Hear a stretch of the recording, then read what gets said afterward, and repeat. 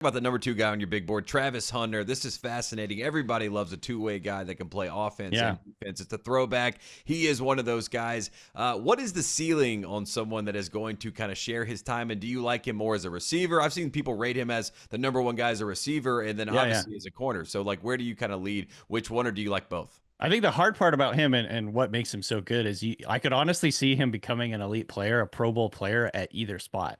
Um, as a receiver, really good body control, really good hands, attacks the football in the air. He's still developing as a route runner, but he has just so much natural athletic talent that I think just the sky is the limit with what he can do as a route runner. And what I've heard is he mostly was in practice meetings for corners. He was mostly in defensive meetings during his college career. So he's still like not even, developed to the point where you'd expect him to be a really high level route runner. And then, so I think he could come in and be a big time playmaker at receiver if that's what a team wants him to do. I'm starting to lean because I started out the draft season thinking he's going to be a corner and he'll moonlight as a receiver. I think that's like what makes the most sense. I don't know if I've ever heard of a cornerback that kind of moonlights on defense. I don't really know how that would work logistically.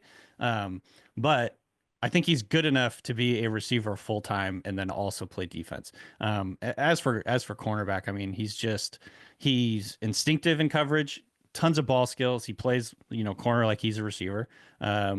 He has incredible athleticism, good length.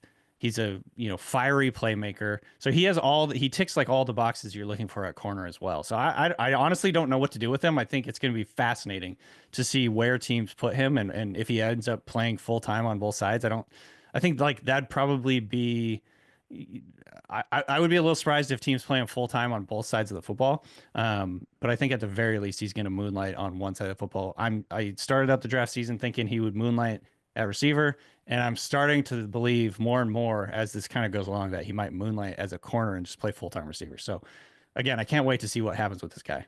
It's kind of like the defensive, like special packages, like a nickel package where he goes in Totally. as nickel, and that's like what you would see on the offensive side, but it's on the defensive side. And you're like, we Right. need to force a turnover. Let's get him in the game, see if he can make something happen. We can blitz him, we can drop him back. He's got good ball skills. He can kind of hover and play where he wants to play in space. He can tackle if he needs to.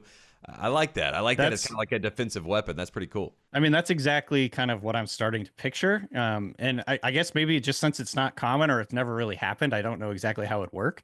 And then I think you still have to answer the questions like during practice, is he at like in practice where they're in meetings, is he with the receivers or the corners? Does he have to stay after practice and work with the cornerback coach to figure out all the plays? Like, I think there's just still logistical issues with playing on both sides of the football that he's going to have to figure out. But I mean, this is what he's done all his career. He did it in college at a high level. He's the Heisman winner. I mean, at this point, I'm open to whatever. Like, I think he can do whatever he wants to do. Yeah, and he seems like a very bright guy, so I don't think he would have Totally. a problem staying late and doing whatever he needed to do, especially if it's Yeah. something unique that we've never seen before. I feel like he's the type of guy that would like to lean into that, make it part of his brand, make it part of his calling card. Let's talk about 100%.